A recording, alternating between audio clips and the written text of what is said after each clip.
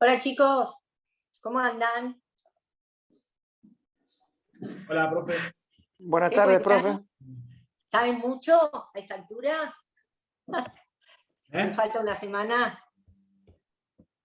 Igual tienen bastante todavía como para estudiar. El martes que viene yo ya voy a estar en Argentina, así que vamos a hacer el repaso, bueno, tal cual estaba previsto en el cronograma. Vamos a empezar hoy con, de acuerdo a lo que habíamos visto, era la unidad 29, los puntos 1 a 2 y 3. 1, 2 y 3. O sea que vamos a empezar con la teoría general de las ineficacias.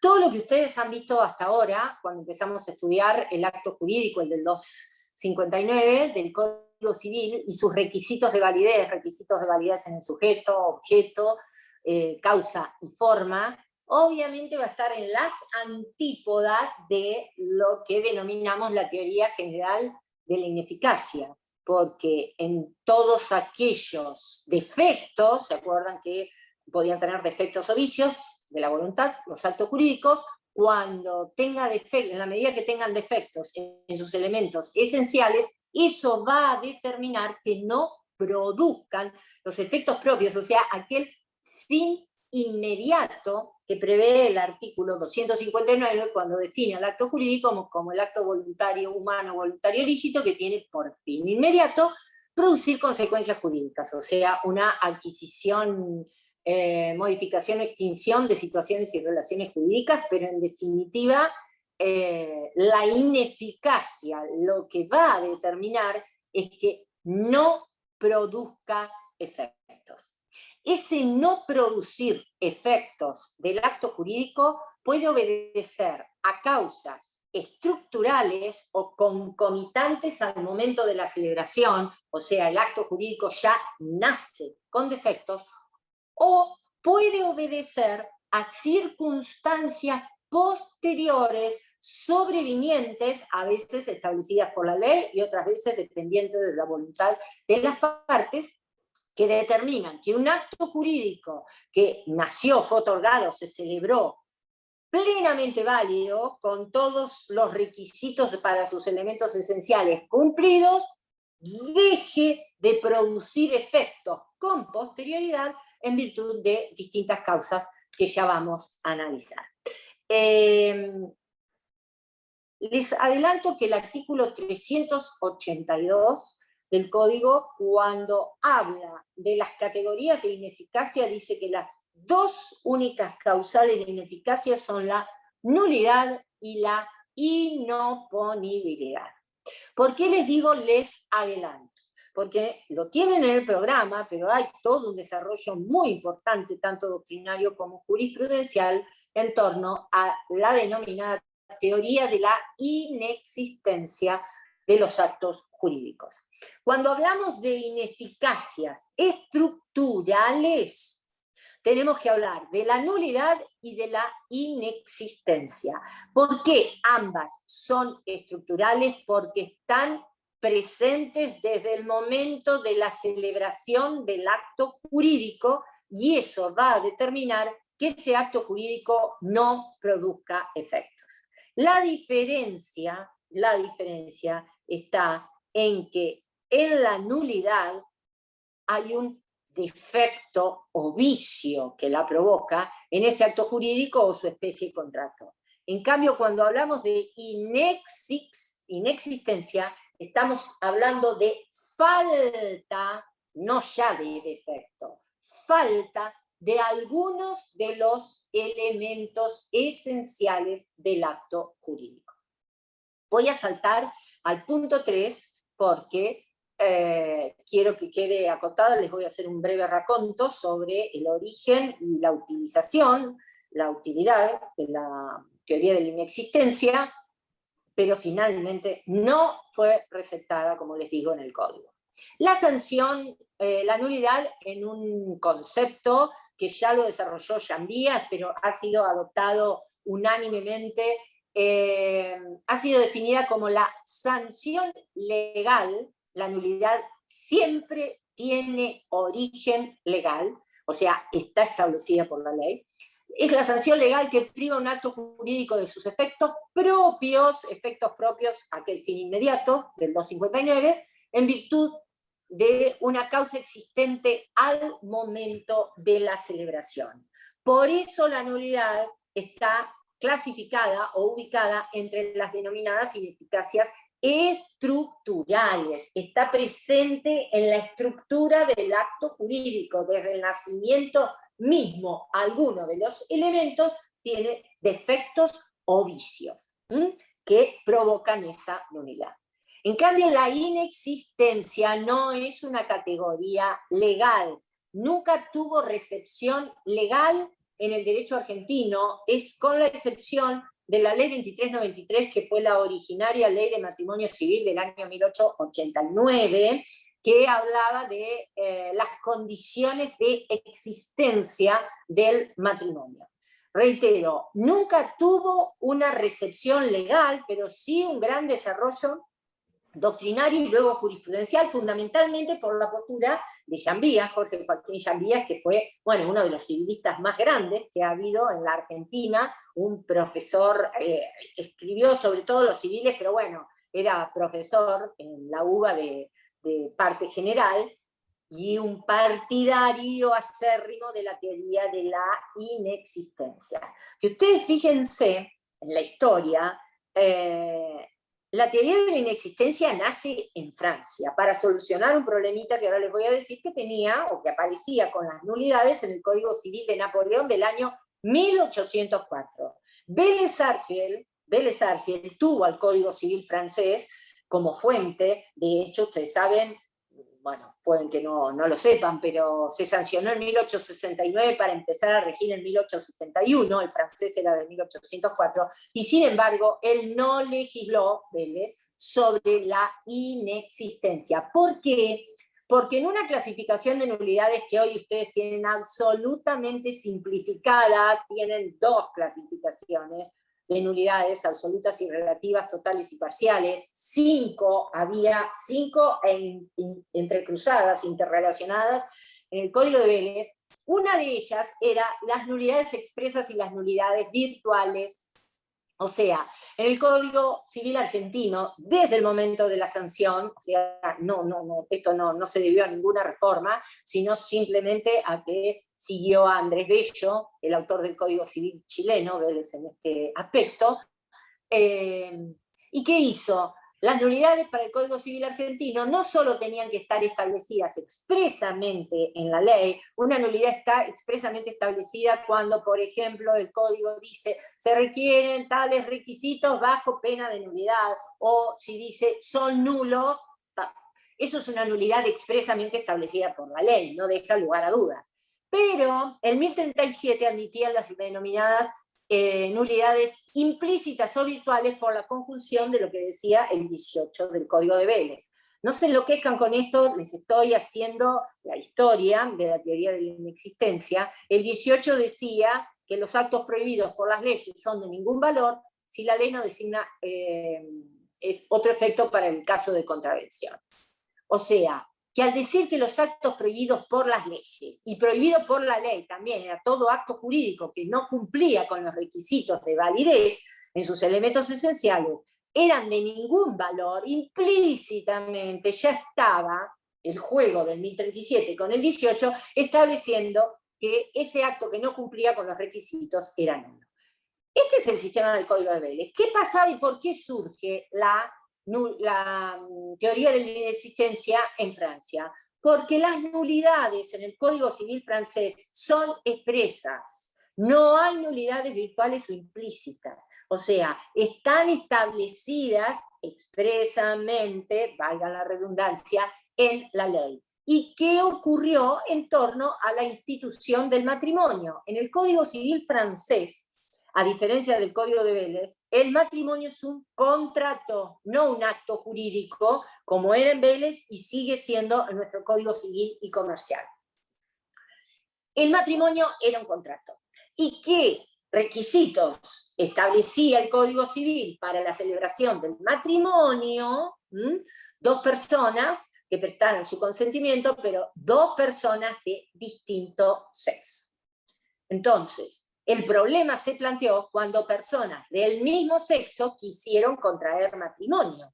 No había una nulidad expresa que dijera, como les dije hace un rato, es nulo el matrimonio celebrado entre personas del mismo sexo. Y si no existe, no está regulada la nulidad, no se puede tachar de inválido a un acto jurídico. ¿Qué solución encontraron los franceses para ese problema? A ver, no está contemplada la nulidad expresamente. No podemos hablar de nulidad porque la ley, reitero, no lo ha regulado expresamente.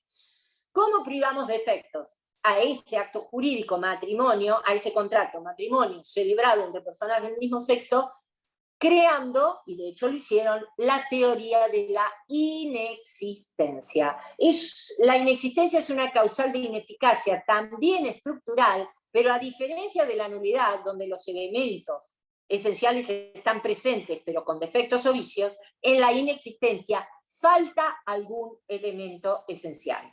O falta el sujeto, fundamentalmente era con el tema de la causa, sujeto y causa, eran los dos elementos esenciales en torno a los cuales se desarrolló esta teoría de la inexistencia. ¿Qué ocurrió? Como el matrimonio era un contrato, les dije, es un contrato en el derecho civil francés, se fueron dando situaciones en otros contratos que ante cualquier supuesto que no estaba regulado expresamente por la ley, de alguna manera querían prohibirlo, fueron extendiendo la teoría de la inexistencia a otros contratos, a punto tal que adquirió un desarrollo realmente que a la clasificación de actos nulos y anulables, que venía del derecho administrativo francés y antes del derecho romano, que la tenía el código nuestro, pero ya desapareció, a la categoría de actos anulables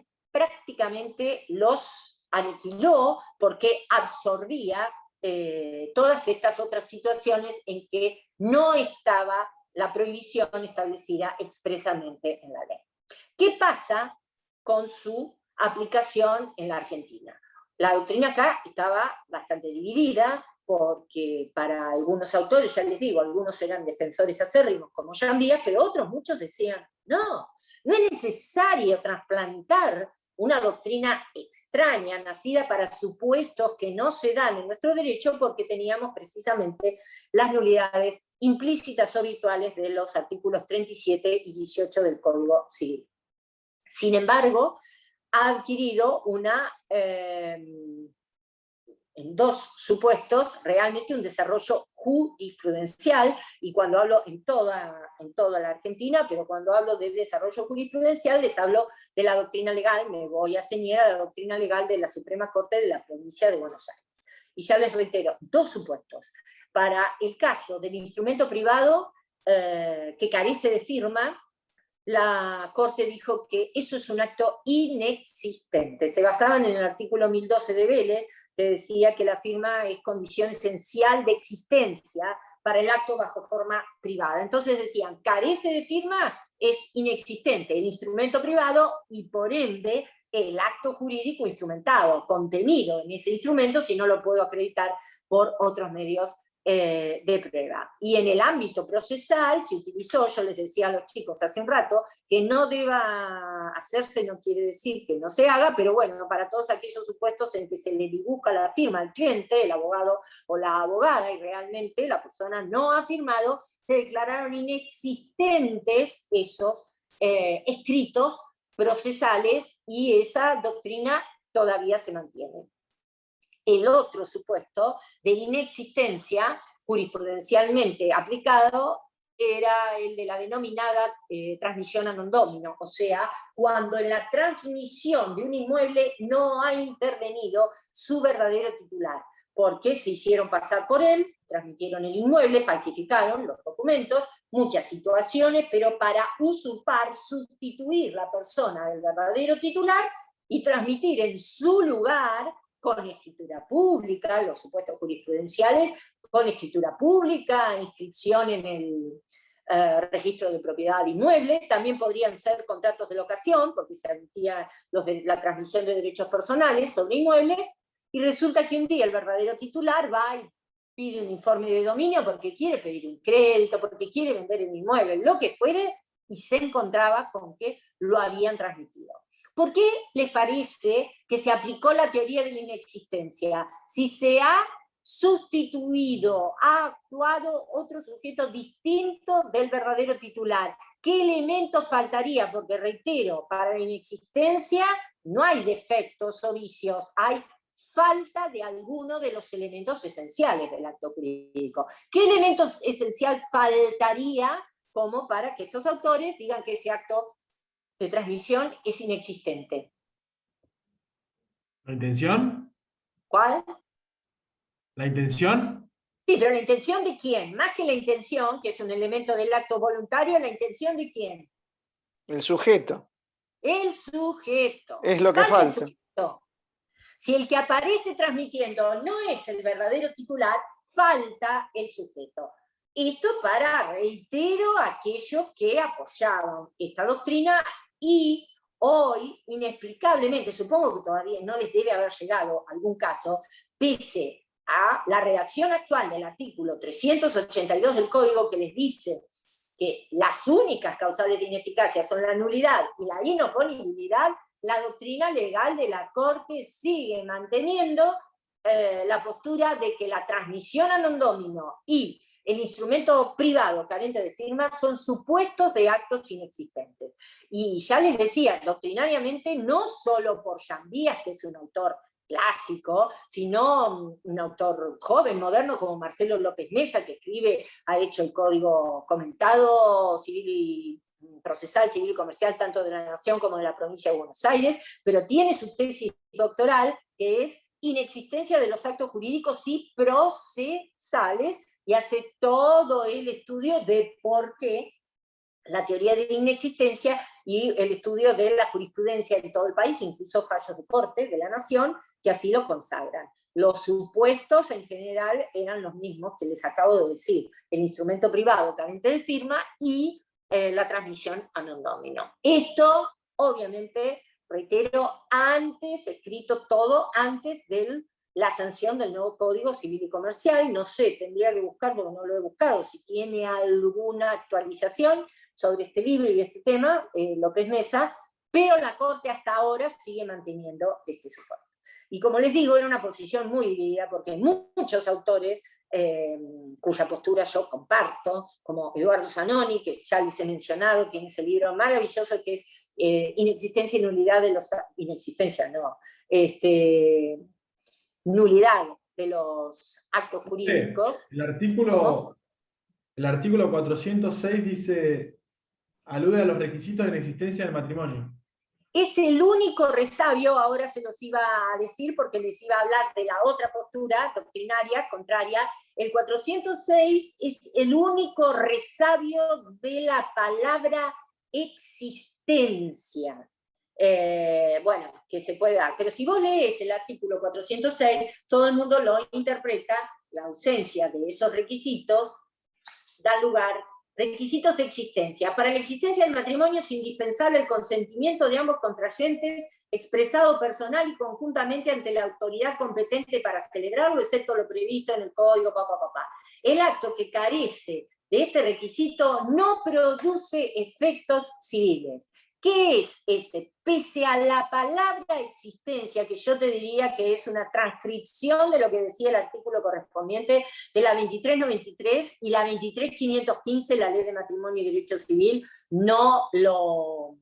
¿Cómo es que se llama? No lo modificó tampoco. Claramente esa privación de efectos está hablando de una nulidad, porque cuando el consentimiento esencial no está libremente prestado o no es prestado frente a un oficial público competente que es el jefe del registro civil o de la delegación correspondiente, o con las formalidades en cuanto a los asientos, los dos testigos, que es una formalidad legal, solemne, para la celebración de...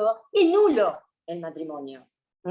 ¿Entendés? No es inexistente pese a este resabio, y que yo te diría que es medio como una continuación de aquello que establecía la 2393. Pero hoy, fíjense ustedes, que los autores del Código Civil y Comercial de la Nación, obviamente que todos, la envergadura que tienen se los demuestra, todos conocían la teoría de la inexistencia y los desarrollos que se habían dado en torno a ella. Y sin embargo, al redactar el código y redactar ese 382, ¿qué les impidió? Nada les hubiera impedido decir las categorías de ineficacia son nulidad, inoponibilidad e inexistencia. No, la borraron a la inexistencia, precisamente porque yo creo que todos son autores más modernos, estaban enrolados en esta postura que es la de Zanoni, en ineficacia y nulidad de los actos jurídicos, el libro, o la misma de Rivera. Ustedes fíjense, yo siempre les decía a los chicos, este programa, yo no intervine, en el programa de estudio en la redacción, para mí está hecho en base al índice del libro de Rivera y Prodi. Rivera es acérrimo, no lo desarrolla en este libro también, sino sobre todo en instituciones de derecho civil, el tratado, para nada estaba de acuerdo con la teoría de la inexistencia, porque lo que decían precisamente, si el Código Civil argentino da soluciones, el instrumento privado que carece de firma es nulo, porque es un requisito esencial del instrumento privado la firma de las partes. Y estos supuestos de transmisiones ad domino también van a ser nulas, estaban previstas en el 1051 y hoy en el 392 del nuevo Código Civil y Comercial. Son nulos porque además, como bien dice Zanoni, hay un acto ilícito en la usurpación o la sustitución de personalidad, sea porque me adueñé de sus documentos, falsifiqué los documentos, falsifiqué un poder, puede haber una transmisión a non domino si me hago pasar como apoderado o mandatario del verdadero titular y otorgo el acto en su nombre y en su interés, y el otro ni se enteró, nunca jamás me dio ese poder. Entonces Zanoni dice, para todos esos supuestos, la propia ley me da los remedios, el verdadero titular va a poder iniciar las acciones reales, que en este caso va a ser la acción reivindicatoria, pero fundamentalmente, como estamos ante un acto ilícito, tenían en el Código Civil las acciones de despojo, y hoy en el Código Civil de Vélez, el Código Civil y Comercial, hoy no cabe duda que es la nulidad prevista por el artículo 392, porque fíjense cómo los autores han solucionado, lo van a volver a ver en efectos de las nulidades respecto a terceros, pero si ustedes leen este 392, dice, los subadquirentes no pueden ampararse en su buena fe y título oneroso si el acto se ha realizado sin intervención del titular del derecho. Sin intervención del titular del derecho, claramente están aludiendo a aquella transmisión a non domino que la Corte sigue calificando como un supuesto de acto inexistente, y el Código Civil no nos deja dudas de que es un acto nulo. Profe, ¿qué artículo leíste recién? 392, segundo párrafo.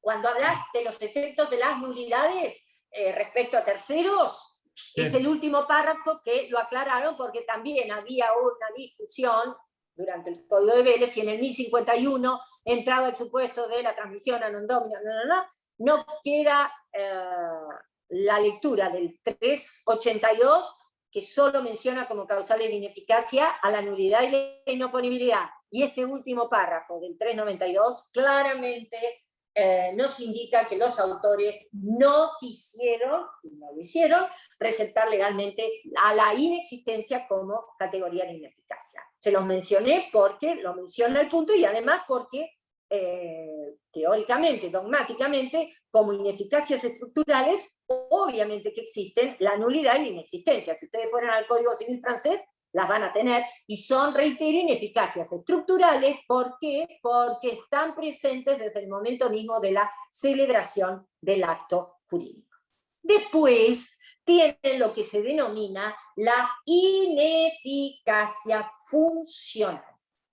En la ineficacia funcional, miro la hora para ver, en la ineficacia funcional, el acto jurídico nace plenamente válido, sin defectos, sin vicios en sus elementos esenciales, pero por circunstancias posteriores que van a ser... ¿Cómo? O por las partes también, ¿no? Por circunstancias posteriores sobrevinientes, por la ley o por voluntad de las partes, a eso iba, van a dejar de producir efectos. Ustedes nunca olviden que el concepto de ineficacia es no producir efectos. ¿Por qué un acto jurídico no va a producir efectos? Por causas que estaban presentes en el momento de su celebración, y ahí vamos a entrar en la nulidad, o por causas sobrevinientes, posteriores, se celebró con todos los requisitos de validez y en el devenir de ese acto jurídico deja de producir efectos. Las causales de ineficacia funcional son la revocación, la rescisión, la resolución y la inoponibilidad, que a ustedes les debe resultar bastante familiar porque deben haber estado hablando de inoponibilidad el día jueves cuando hablaron de fraude. El acto fraudulento es uno de los típicos ejemplos de inoponibilidad en esta parte general de derecho civil. Bueno, vamos a ver, empezamos. Ineficacia funcional. La revocación. La revocación tiene un significado o un concepto técnico. Es el acto jurídico unilateral. Recuerden la clasificación de los actos jurídicos en unilaterales y bilaterales. Esa clasificación se basa en que se requiere la voluntad de una persona o la de dos o más personas para el otorgamiento del acto. Y recuerden lo que les dije, la clasificación de los contratos que tiene el mismo nombre, pero que alude a una circunstancia distinta.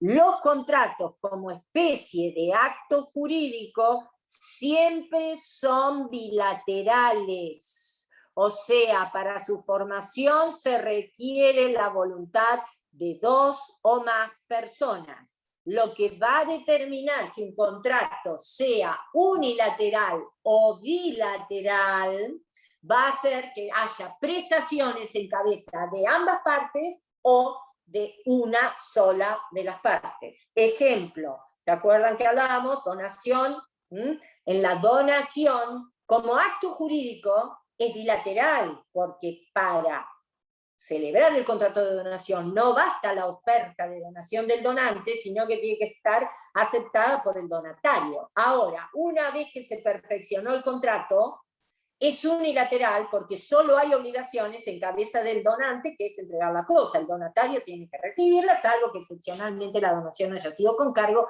y entonces tiene una obligación accesoria y excepcional. Esto lo vieron en las modalidades de los actos jurídicos. Pero vuelvo entonces a la revocación. Es el acto jurídico unilateral por el cual se priva de efectos a otro acto jurídico unilateral. Esto es técnicamente la revocación. Típico ejemplo, la revocación de un testamento.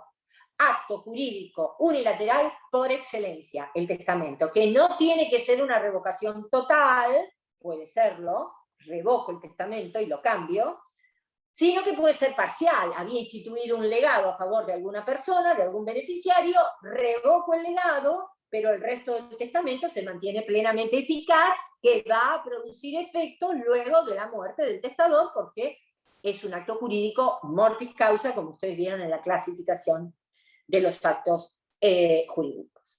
Por extensión, y no porque técnicamente sea correcto, se ha aplicado la revocación como causal de ineficacia funcional a los contratos unilaterales. Y así van a tener ustedes al 1569 la revocación de la donación, tiene varios incisos, ¿cómo?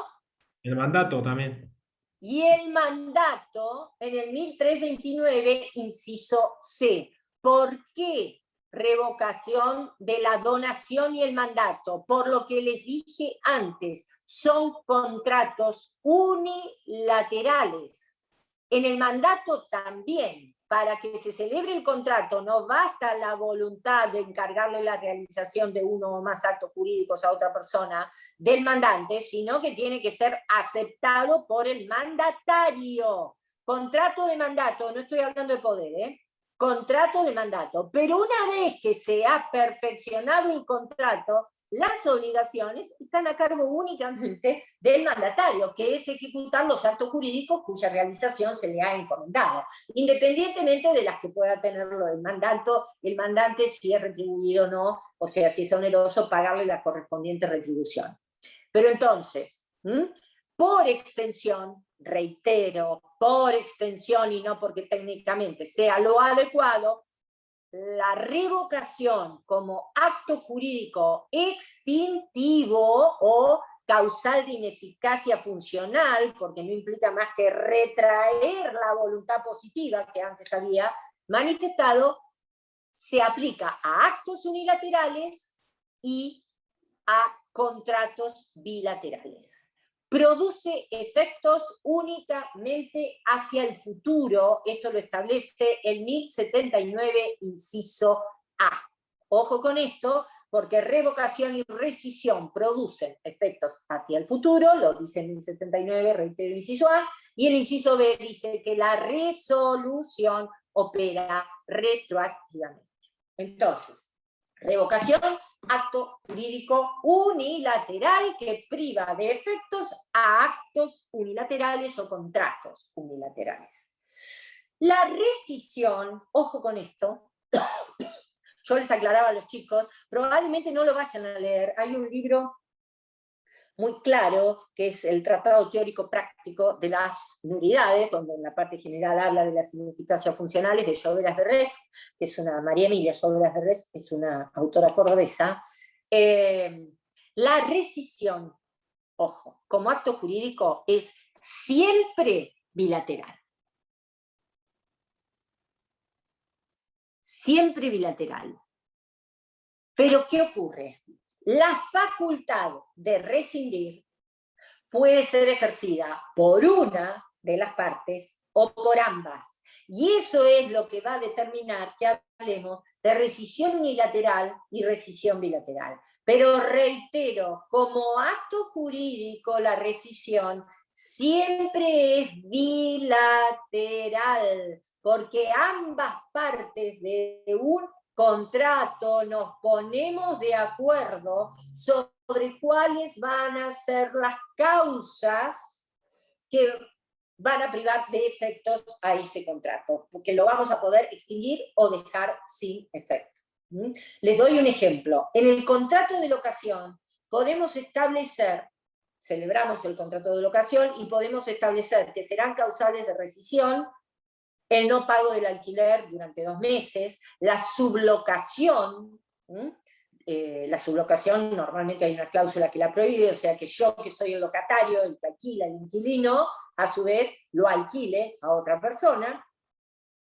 Podemos establecer ambas partes, locador y locatario, que esas van a ser causales de rescisión. En ese caso vamos a estar en una rescisión unilateral, porque claramente la facultad de rescindir por esas causales va a estar en cabeza del locador, que es el que recibe el precio, que no le pagan, en el ejemplo que les di, durante 2 meses, o es el que no quiere la sublocación.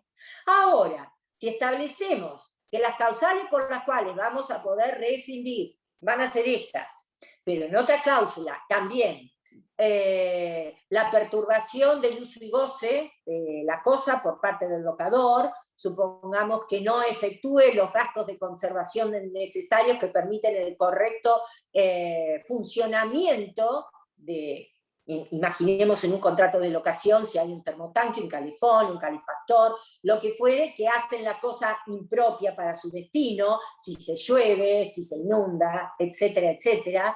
La perturbación de ese uso y goce normal también será causal de rescisión. Claramente, en estas circunstancias, la facultad de rescindir va a estar en cabeza del locatario. O sea, si le vienen a perturbar el uso y el goce, viene el locador a tocarme la puerta, que quiere ver el departamento, que quiere esto. me molesta, no hace los arreglos necesarios como que para que la cosa sea apta para el destino, si fuere un inmueble locado para vivienda o no lo fuere para, yo hubiera alquilado un local comercial y resulta que no me consigue la habilitación, por ejemplo, o no está habilitado para el ramo para el que me lo alquiló, etcétera, etcétera. Son causales que están establecidas, en cabeza pueden ser ejercidas la facultad de rescindir, o sea, de dejar sin efecto ese contrato por ambas partes, y eso va a determinar que la rescisión sea bilateral. Fíjense ustedes que en el Código Civil, el 1076 es el que regula la denominada rescisión bilateral o distracto o mutuo disenso, así como en la celebración de un contrato hay consentimiento, o sea, dos voluntades que se ponen de acuerdo en una declaración común. En la rescisión bilateral hay también una voluntad común denominada distracto o mutuo disenso. Nos ponemos de acuerdo para que una u otra parte, ambas partes por distintas causales, puedan dejar sin efecto ese contrato. La rescisión va a ser unilateral y está contemplada en el artículo 1077, fíjense cuando habla en 1077 de la... tienen que ir para rescisión, revocación y resolución a la parte general de contratos, porque así como clasificación de los actos jurídicos e interpretación está en contratos, extinción, modificación también. El 1077 habla de la extinción por voluntad de una sola de las partes y menciona a la revocación, a la rescisión y a la resolución, porque las tres causales de ineficacia funcional pueden proceder por voluntad de una sola persona. Pero entonces, reitero y recuerden, traten de recordar esto, la rescisión como acto jurídico extintivo es un acto jurídico bilateral. Según que nos pongamos de acuerdo que una sola de las partes o las dos van a tener la facultad de rescindir, va a ser uni o bilateral. Esta distinción no la hace el Código, directamente habla de la rescisión unilateral y la extinción por declaración de una de las partes. La rescisión también opera hacia el futuro como la revocación, o sea, a partir del momento en que se ejerce la facultad de rescindir pactada, a partir de ese momento es que se produce la extinción del contrato. En el ejemplo que yo les venía dando, que era el contrato de locación, si es locación de inmuebles para viviendas, ustedes fíjense que hay una causal de rescisión que es legal, aquella que le permite al locatario extinguir el contrato, rescindirlo, si ha transcurrido un año del contrato, la opción o la facultad de rescindir la tiene que ejercer después de los 6 meses de celebrado el contrato, pero si ha transcurrido un año, tiene que pagar como indemnización al locador un mes y medio, el valor de un mes y medio de alquiler, y luego de pasado el año, solo con un mes indemniza al locador. Eso es un supuesto de rescisión legal, está establecido por la ley, no es necesario siquiera que lo establezcan las partes en el contrato, porque aunque yo le alquile a otra persona un inmueble y no hayamos establecido ninguna cláusula que permitiera rescindir anticipadamente, yo ejerciendo la facultad legal, y en este aspecto la ley de locaciones, cuando se trata de locación para vivienda, en orden público, podría ejercer esa facultad establecida por la ley. Por eso hoy les decía, el acontecimiento sobreviniente puede ser sobreviniente, establecido por la ley, por voluntad de las partes. Es una causal de rescisión establecida por la ley y así opera por el solo ejercicio o la manifestación de que se quiere ejercer la facultad. Hay que notificarle fehacientemente al locador que se va a ejercer la facultad de rescindir. Muchas veces, erróneamente, como ocurre mucho con los términos del derecho, se habla de la facultad de resolver, cuando hablamos de estos supuestos de un contrato de locación. Es rescisión la causal de ineficacia que ahí se aplica. La otra causal de ineficacia funcional es la resolución. Perdón, se los dije, un supuesto de rescisión legal. Normalmente la rescisión se aplica en contratos de larga duración. Por eso se los estoy hablando y les estoy dando el ejemplo de la locación. O sea, si es una locación para vivienda, el plazo mínimo, de acuerdo a la ley anterior, era de 2 años, ahora por la nueva ley es de 3 años, son plazos, ya les digo, la ley es de orden público, y después puede ser en algunos contratos comerciales, contratos de distribución, de comercialización, agencia, también se dan supuestos, son los supuestos jurisprudenciales más comunes de rescisión, y sobre todo si la rescisión es intempestiva, que una parte luego de varios años de contrato le comunica a la otra intempestivamente, o sea, sin darle el necesario preaviso, le comunica que no la va a contratar más, por ejemplo, para distribuir determinados productos. Después viene la resolución. La resolución propiamente dicha o el pacto comisorio están regulados a partir también del artículo 1077 y siguientes del Código Civil, el 1083, y el pacto comisorio, ya les digo, en el 1088. Ahora, la resolución, y esto se lo tienen que grabar, tratar de recordar, adopta, lo hacía en el Código de Vélez y sigue haciéndolo en nuestro código, 3 formas. Una es la condición resolutoria. Ustedes vieron modalidades de los actos jurídicos. ¿Se acuerdan? La condición es la modalidad de los actos jurídicos por la cual el nacimiento o la eficacia de ese acto jurídico queda supeditado a la producción de un hecho un acontecimiento futuro cierto. Incierto. Incierto. Muy bien, 348. Porque la diferencia entre la condición y el plazo es que el hecho futuro en el plazo es cierto, fatalmente se va a producir. A veces podemos no saber cuándo se va a producir, pero sí sabemos que se va a producir. Y en esto yo a los chicos en la clase anterior les dije que tengan las antenas paradas, porque suele ser, conozco obviamente tanto al titular como a mis ayudantes, yo supongo que el examen seguramente va a ser oral, son muy poquitos, pero es una pregunta. Si yo le digo a otra persona, te vendo mi casa cuando, o te voy a vender mi casa, cuando se muera mi abuela, se muera el papa, se muera el que sea, les pueden decir.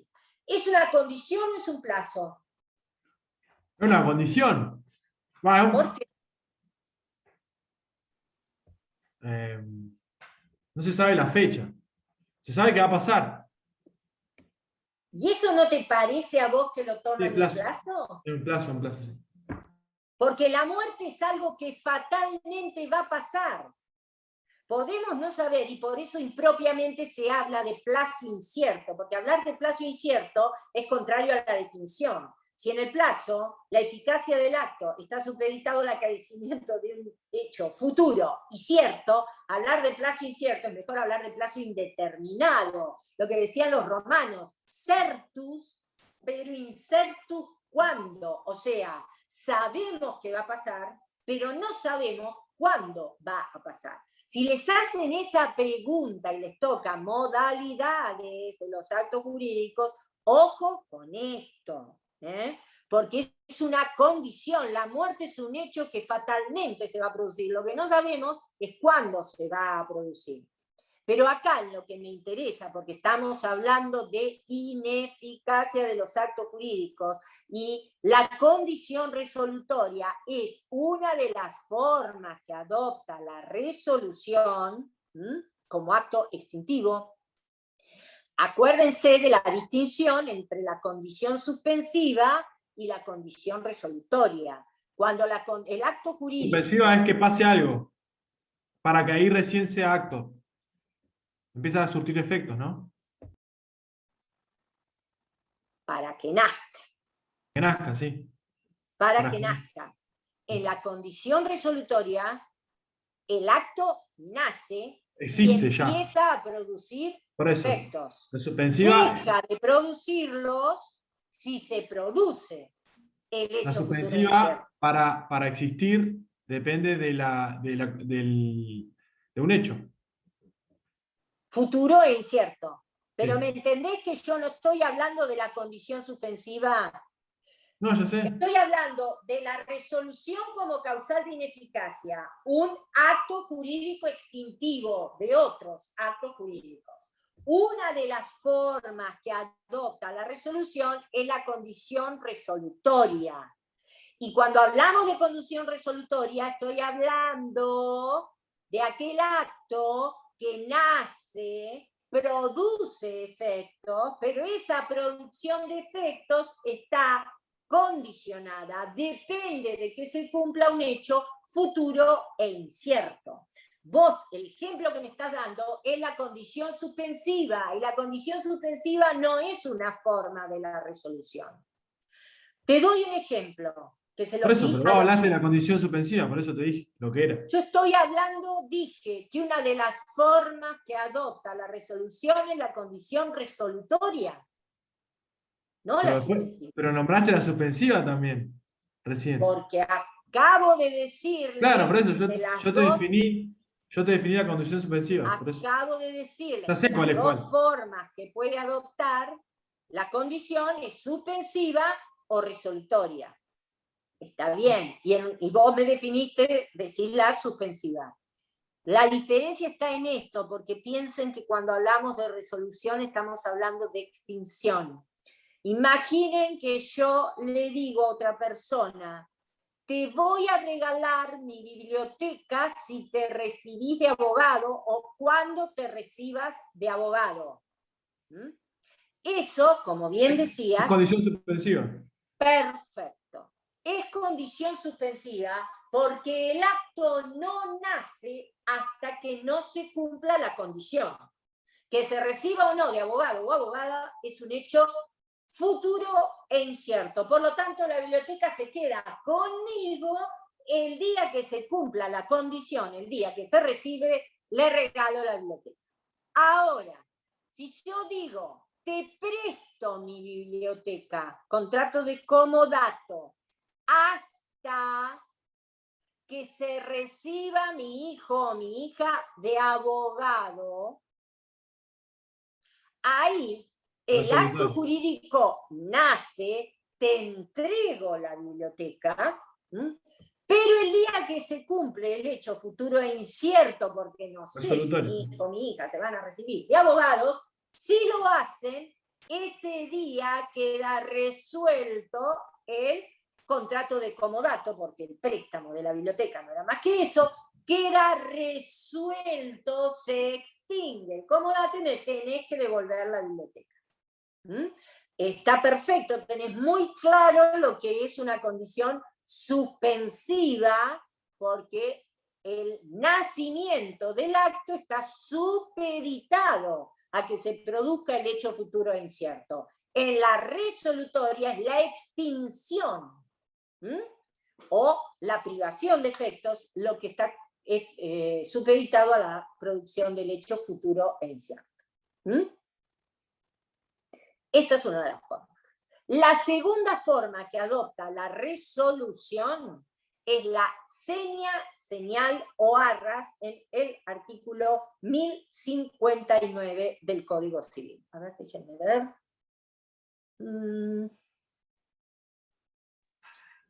No sé, me tengo que ir. ¿Cómo? Me tengo que ir. ¿Eh? Me tengo que ir. Ah, bueno, anda tranquilo. No hay problema. En el artículo 1059, esto tiene que ver, ustedes saben que se reformó, se unificó, o sea, con la sanción del nuevo Código Civil y Comercial, se derogó el Código de Comercio anterior, donde la seña, señal o arras era confirmatoria, o sea, si yo entregaba una seña quería decir que iba a celebrar, confirmaba que iba a celebrar el acto jurídico. Y en cambio, en el Código Civil, vigente hasta el año 2015, la seña era resolutoria. Acá se amalgama, ustedes saben que el nuevo Código Civil y Comercial, reitero, se derogó el Código de Comercio, y por lo tanto, el primer párrafo dice, como principio general, la seña es confirmatoria, o sea, de que se va a celebrar el acto jurídico. Pero las partes pueden pactar la facultad de arrepentirse. Y si pactan la facultad de arrepentirse, en ese caso, esto que quiere decir que van a poder dejar sin efecto el acto jurídico que iban a celebrar, y basta que la parte que recibió la seña la devuelva doblada, si es ella la que se arrepiente, y la parte que la entregó la pierde, si es ella la que se arrepiente. Yo les decía a los chicos en la otra comisión que tengan ojo con esto, porque seña no es lo mismo que reserva. Reserva es la suma de dinero que yo entrego al titular de un inmueble o en una inmobiliaria para que saquen del mercado, mientras analizan si cumplo con las condiciones, no estoy inhibido, la garantía es buena, etcétera, etcétera, etcétera, para que saquen del mercado ese inmueble y no lo sigan ofertando. Pero si finalmente el acto jurídico o el contrato no se celebran, yo recupero el importe de la reserva. Distinto es con la seña. ¿Y por qué les digo que es una forma de la resolución? Porque precisamente el 1059, segundo párrafo, permite esta facultad de arrepentirse de cualquiera de las dos partes que iban a celebrar el acto jurídico, y el mismo artículo establece cuál es la indemnización: devolverla doblada el que la recibió o perderla el que la entregó. Y finalmente entramos en la resolución propiamente dicha, que es la regulada a partir de los artículos 1076 y siguientes. El pacto comisorio implícito y expreso lo tienen en el 1087 y en el 1088. ¿Qué es el pacto comisorio? Es aquella cláusula contenida en los contratos, puede estar contenida expresamente, pero ya les dije, la ley admite el pacto comisorio implícito, o sea que no es necesario que hayamos establecido expresamente una cláusula en el contrato que celebramos, por el cual una de las partes puede dejar de cumplir las obligaciones a su cargo ante el incumplimiento de la otra. Lo cual les da la pauta de que la resolución también solo es aplicable a los actos jurídicos y contratos bilaterales. Contratos bilaterales, porque estamos hablando de prestaciones recíprocas. La resolución entonces es aplicable a los contratos bilaterales. El ejercicio de la facultad de resolver, yo puedo intimar el cumplimiento. O sea, como ustedes saben que hay una máxima a un principio de interpretación de los contratos tendientes siempre a mantener la eficacia del contrato, mantenerlo vivo, yo puedo intimar a la otra parte a que cumpla. Y si no cumple, puedo demandar la resolución. Ahora, cuando intimo el cumplimiento para poder ejercer el pacto comisorio implícito, tengo que intimar el cumplimiento por un plazo de 15 días. Déjenme ver si es 15, porque en esto quiero ver que ahora se me fue.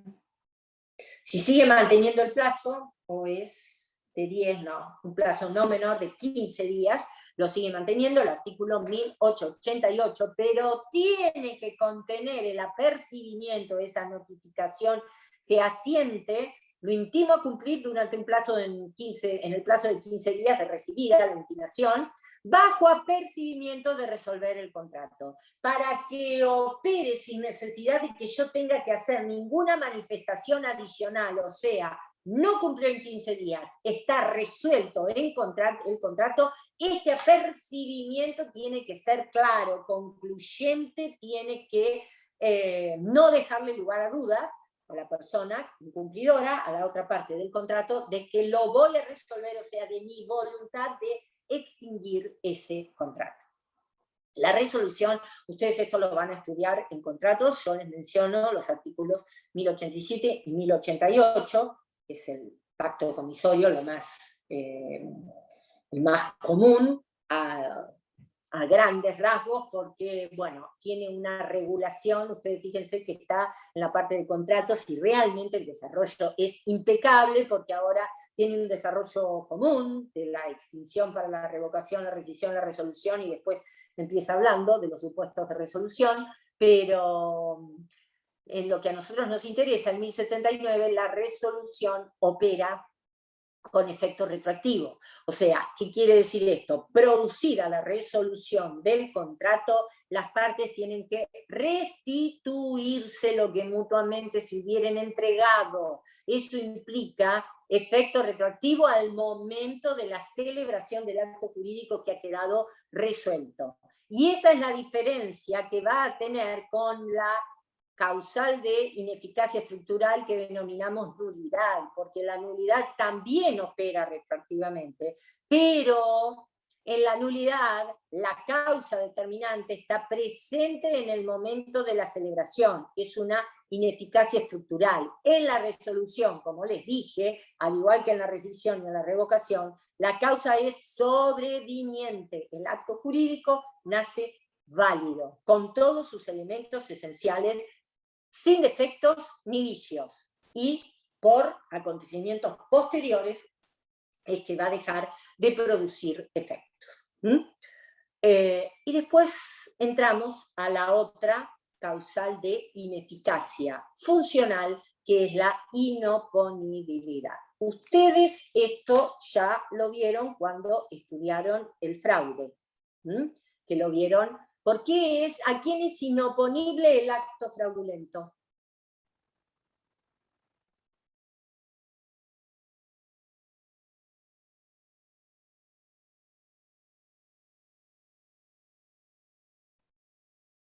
No hay ninguno. Esto lo vieron el jueves.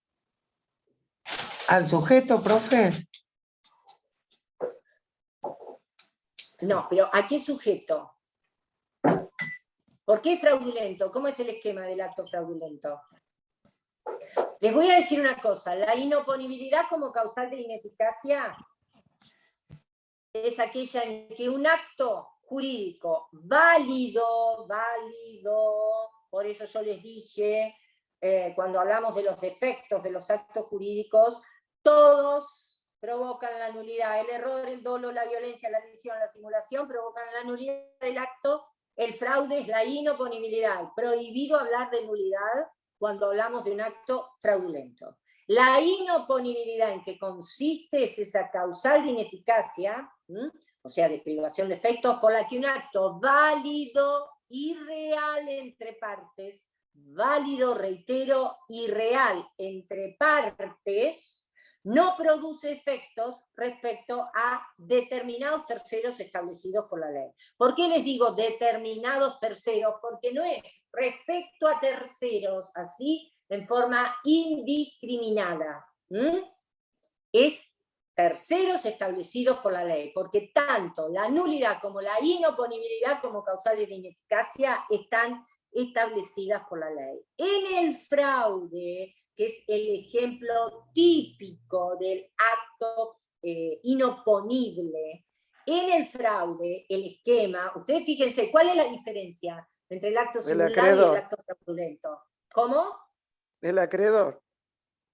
¿Qué es el acreedor? Es inoponible en el fraude al acreedor. ¿Qué acreedor? Por eso. El que está dañado, supuestamente. ¿A todos los acreedores? No. Al que está en el acto. ¿Eh? Al que está en el acto. No, el acreedor está fuera del acto jurídico. El acreedor es un tercero. Claro. Ojo. El tema del acto fraudulento es mi deudor. Es el acreedor, es el anterior al acto. ¿Cómo? Al fraude. Es el que tiene un crédito anterior al acto. esos son los requisitos. Pero ojo, que cuando hablamos de, por supuesto que el acreedor te va a poder iniciar la acción de declaración de inoponibilidad, que antes se llamaba en el código la revocatoria pauliana, es el que tiene un crédito de fecha anterior, por el acto su deudor se insolventa o agrava la insolvencia y le causa un perjuicio importante. Esto no cabe duda. Pero no es a todo acreedor. Fíjense que el acto fraudulento solo le va a ser inoponible. Y esto les pido que lo graben en su cabeza, porque después es como que es una pregunta de examen. Solo es inoponible para el acreedor que inicia la acción y obtiene una sentencia favorable. No es para todos los acreedores. El acto puede ser fraudulento. Puede haber 10 acreedores que están en condiciones para iniciar la acción, como les dije, de fecha anterior, se insolventó por el acto fraudulento, etcétera, etcétera.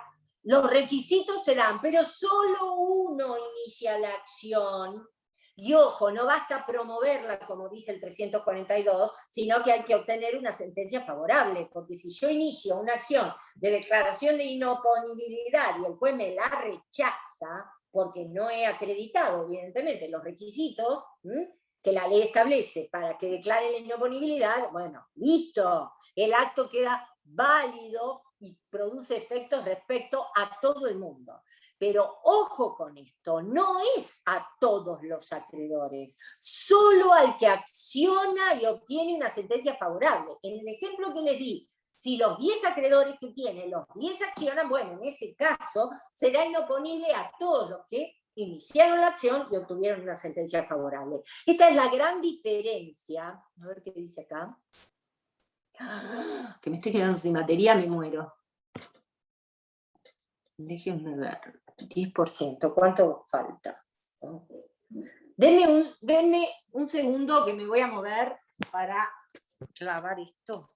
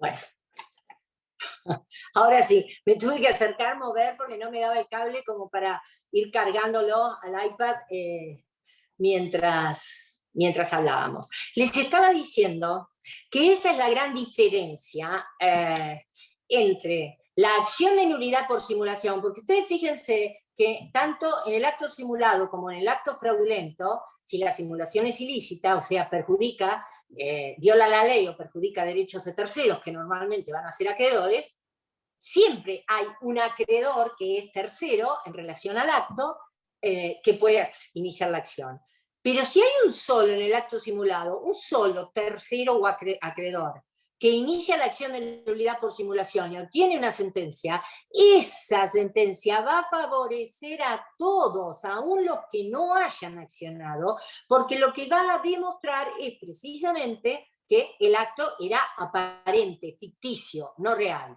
En cambio, en el acto fraudulento, el 342 dice todo lo contrario, porque el acto fraudulento, y esto se lo tienen que grabar, es un acto válido y real entre partes. Ocurrió, no hay nada ficticio, no hay nada aparente en el acto fraudulento. Entonces, solo el acreedor que haya accionado, haya promovido la acción de declaración de inoponibilidad y haya obtenido, como les dije, una sentencia favorable, solo contra él va a ser inoponible el acto fraudulento. Ojo con esto, porque no es a cualquier acreedor ni a todos los acreedores. Me decían, bueno, pero entonces, ¿qué pasa con el acreedor quirografario? No, los acreedores quirografarios en principio son los que están legitimados para iniciar la acción de declaración de inoponibilidad, pero ¿por qué? Esto ustedes lo vieron cuando estudiaron las distintas clases de acreedores, porque el acreedor privilegiado tiene una preferencia legal para cobrar primero que otros acreedores. Y el que tiene una garantía real, o sea, una prenda sobre un bien inmueble o una hipoteca sobre un bien inmueble, obviamente que ejecuta la garantía real y solamente, a ver, yo creo que es gastos de justicia y el Estado van a cobrar antes que ellos. El quirografario es el que va a la cola y por eso se dice en principio que son los que están legitimados para iniciar la acción de declaración de inoponibilidad. De todas maneras, esto se los habrán explicado, calculo que el jueves creo que les tocó fraude, nada impide que un acreedor hipotecario que haya ejecutado la hipoteca y resulta que el producido de la subasta no alcanza a cubrir su crédito por el saldo insoluto o impago, inicie una acción si es que el acto del deudor fue fraudulento y cumple con los requisitos como para iniciar una acción de fraude. Después, yo les voy a dar supuestos de inoponibilidad porque esto es tema de examen. Hay muchos supuestos, pero yo les voy a dar simplemente aquellos que ustedes han estudiado en parte general, cosas conocidas. En materia de instrumentos privados, ¿qué caso o supuesto de inoponibilidad encuentran? Vuelvo un segundo sobre el fraude.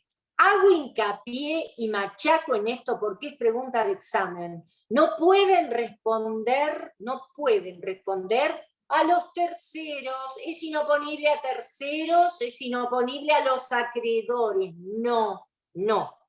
Se los dije, creo, la clase pasada, para estudiar los defectos o vicios, ustedes pueden, con el código les alcanza y les sobra, y esto está en el código.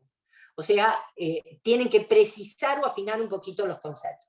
Después, ¿cuándo el instrumento privado es inoponible? Esto lo estudiaron cuando vieron instrumentos.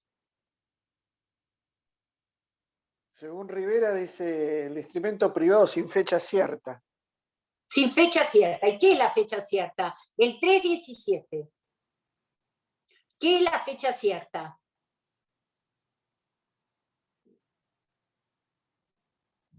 Ustedes saben que la fecha, o sea, las partes nos ponemos de acuerdo. Ay, yo me veo muy baja acá. Las partes nos ponemos de... Uy, los asusté.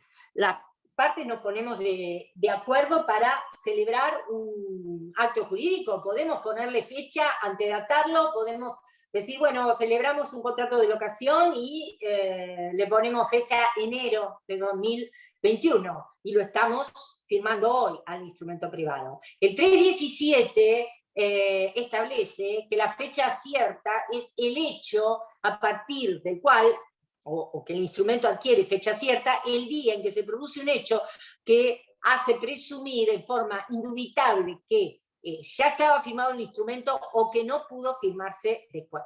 Obviamente que en los libros, esto se los habrán dicho, se habla cuando la muerte de una de las partes hace adquirir fecha cierta, porque claramente antes de la muerte lo pudo haber firmado en cualquier momento, después que murió nunca, o les dan esos ejemplos terribles de que se cortó la mano con la que firmaba, etcétera, etcétera. Pero fíjense ustedes que la simple certificación de firmas, cuando ustedes van al escribano y les hace firmar en el libro de registro de firmas, la fecha de la certificación le otorga fecha cierta al instrumento privado, aunque haya sido celebrado con anterioridad.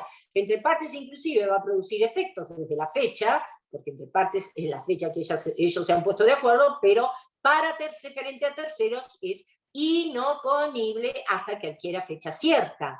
El código hoy da la fórmula del 317, en el 1035, antes del código de Vélez, había una enunciación de supuestos en que se adquiría fecha cierta. Si ustedes incorporan un instrumento privado a un expediente judicial, que el expediente en sí es un instrumento público, antes de esa incorporación lo pueden haber firmado en cualquier momento, pero después de ser incorporado al expediente, obviamente que no, y a partir de ese momento tiene fecha cierta respecto a los terceros, aquí sí terceros en general.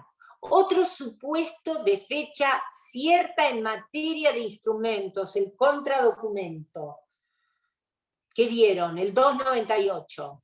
Yo les estoy enumerando los casos que ustedes han visto en parte general. Hay otros, muchos, de inoponibilidad. Acá Cuando dice el contradocumento que altera lo expresado en un instrumento público, o sea, un instrumento público, una escritura tal vez, es inoponible respecto a terceros interesados de buena fe. Sí. O sea, que el acuerdo entre partes es inoponible a terceros de buena fe que desconocen ese contradocumento por ser secreto. Por supuesto. Nosotros celebramos un acto jurídico. ¿Es Daniel Gentile el que habla?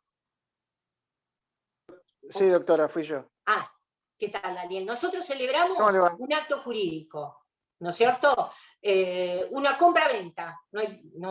Compra-venta de, supongamos, un inmueble o una cosa mueble. No hay diferencia. Pero firmamos un contradocumento privado donde decimos que ese acto no es real y que la cosa sigue estando. Ojo, no es real en el contradocumento, pero cuando hacemos la venta, otorgamos una escritura pública y hacemos la inscripción en el registro de propiedad inmueble. O sea, lo revestimos con todos los requisitos. Y firmamos un contradocumento privado que dice que el acto no es real, que la verdadera titular sigo siendo yo. Si después usted parte del acto simulado, porque entre las partes tiene que haber hay una simulación simulatorio, obvio, no hay posibilidad de que la parte en un acto simulado, la otra parte desconozca que había simulación, porque uno de los requisitos es el acuerdo simulatorio. Usted lo vende porque necesitaba plata, pero ni siquiera vayamos, como les decía a los chicos, a los casos en que ahí sí se defrauda la confianza, porque normalmente el acto simulado se celebra con gente que uno tiene medianamente confianza de que precisamente no va a proceder como si fuera la titular de las cosas. Pero bueno, no vamos a ese supuesto de que usted lo vende porque necesita plata. Tiene acreedores. Nosotros inscribimos la venta en el registro de propiedad inmueble, que es otro de los supuestos de oponibilidad del 1893. Tiene acreedores que van y embargan el inmueble de mi propiedad. O peor, el ejemplo, usted fallece, la otra parte se muere, y sus herederos denuncian al inmueble a mi inmueble como integrante del patrimonio. Claro. Como integrante del patrimonio de la herencia. Contra ellos no puedo venir y decir, ay no, pero ya acá tengo un instrumento privado que dice lo contrario de lo que decía la escritura. Ahí la ley, la opción que toma es decirle a las partes del acto, y fundamentalmente al verdadero titular, embromate, porque normalmente detrás de un acto de ese tipo hay una simulación ilícita. Porque yo transmito ficticia, simuladamente, una cosa de mi propiedad, normalmente va a ser porque tengo acreedores y no quiero que los acreedores vengan y la embarguen y agredan, ejecutan y ejecuten mi patrimonio. Entonces aparento, simulo que lo estoy transmitiendo. Y ocurre todo esto. Yo no puedo ir a oponer frente a ese instrumento público, la escritura translativa de dominio, un instrumento privado. Si el contradocumento fuera público, otorgado en instrumento público e inscrito en el registro de la propiedad relacionado con la escritura matriz, ahí sí sería oponible, pero ahí no habría simulación, porque, como yo les decía a los chicos, sería como dejar las manos con dulce de leche en la heladera, porque sería pública, cualquiera se enteraría, toda esta cosa de la simulación, de lo ficticio para perjudicar derechos de acreedores, bueno, desaparecería. Por eso el 298 habla del contradocumento privado que contradice el contenido del instrumento público. Y relacionado con los instrumentos públicos, esto lo vieron cuando vieron las formas de transmisión en la clasificación de las cosas, muebles e inmuebles. En 1893, cuando habla del requisito, toda transmisión de derechos reales sobre inmuebles tiene que estar inscrita en el registro de propiedad inmueble. Pero ojo que esta inscripción es de publicidad y oponibilidad a terceros, no es constitutiva. La transmisión de dominio de un inmueble, que es el supuesto más conocido por ustedes, cuando yo vendo un inmueble, la ley solo requiere como requisitos de validez el título, que es la escritura pública, y el modo, que es la tradición, la entrega de la cosa. Entre partes, ese contrato está perfeccionado, a mente que la compraventa es un contrato consensual, basta el mero acuerdo de voluntades, pero para transmitir el dominio se requiere título y modo. La inscripción en el registro le va a dar publicidad a esa transmisión y por ende oponibilidad a terceros, porque imaginen la situación en que yo celebro un contrato de compraventa de un inmueble con otra persona, otorgamos la escritura pública, le doy la tradición, pero no inscribimos en el registro de propiedad inmueble. Normalmente eso, pues les decía a los chicos yo, puede ser una falla del escribano. Viene un acreedor mío, vendedor, ve que el inmueble está inscrito a mi nombre, embarga el inmueble y el comprador, por supuesto que va a tener las acciones, en el ejemplo que les di, va a tener, como hubo una escritura otorgada, va a tener una tercería de dominio. Si solo tuviera un boleto de compraventa, tendrá que iniciar una tercería de mejor derecho. Va a tener acciones legales, pero fíjense ustedes que eso se soluciona con la inscripción, porque cuando mi acreedor va al registro de propiedad inmueble, pide un informe de dominio y ve que el inmueble ha sido transmitido, se da cuenta que ha salido de mi dominio y no lo va a embargar, salvo que considere que esa transmisión fue simulada o fraudulenta y iniciará en su caso la acción de nulidad por simulación o, si se dan los requisitos, la acción de declaración de inoponibilidad por fraude. ¿Me siguen hasta acá? 1893, hasta que la transmisión de derechos reales sobre inmuebles no está inscrita en el registro de la propiedad, es inoponible a terceros. Y después tenemos, en el 395, el caso de la confirmación. Ustedes lo van a ver este jueves, porque confirmación, la confirmación es el acto jurídico unilateral por el cual se sanean los defectos o vicios de que adolecía otro acto jurídico. Y solo son confirmables los actos jurídicos que tienen o padecen una nulidad relativa. Pero la confirmación, reitero, es un acto jurídico unilateral que tiene efecto retroactivo, como tiene que sanear los defectos o vicios que afectaban a otro acto jurídico, tiene efecto retroactivo al momento de la celebración. Pero en el interín puede que haya derechos de terceros de buena fe, a título oneroso, que hayan adquirido derechos, y entonces ese efecto retroactivo de la confirmación es inoponible al tercero, fíjense ustedes, se los dije, el 3.95.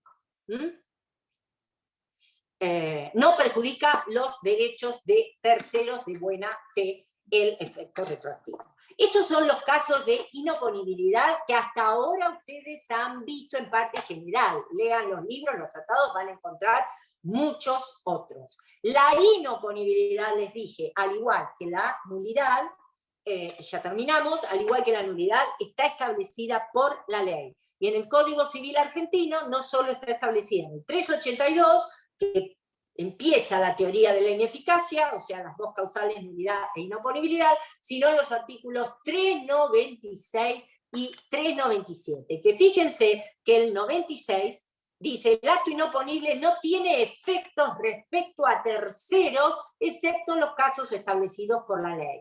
Esa es una noción general comprensiva de todos los supuestos particulares de acto inoponible, aquel que no produce efectos respecto a terceros, porque reitero, el acto inoponible tiene un desdoblamiento, como decía Jean Vías, es válido y real entre partes, pero no produce efectos respecto a ciertos terceros establecidos por la ley.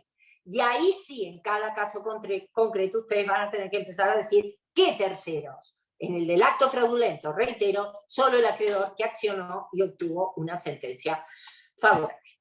Bueno, si no tienen preguntitas, nos vemos el martes en el repaso. Les dije a los chicos, les recomendé, si podían, anoten las dudas que tienen, los temas que pueden haber quedado, como para que los veamos en el repaso, y me preguntaban la modalidad del, no lo he hablado ni con el titular ni los ayudantes, pero en esto yo creo que van a estar de acuerdo, va a ser oral también, porque son muy poquitos, y muy probablemente no usemos el bolillero, salvo que alguno de ustedes quiera, y les preguntemos, porque reitero, no les vamos a preguntar de todas las unidades de ninguna manera que entran en el segundo parcial, pues serían eternos los exámenes, pero un poquito para que tengan un paneo no tan limitado a las bolillas. Bueno, si no tienen preguntas, nos vemos el martes y buen fin de semana. Buen fin de semana. Igualmente. Buen viaje. Gracias, gracias. Sí, el viernes ya estoy allá. Bueno, suerte. Gracias.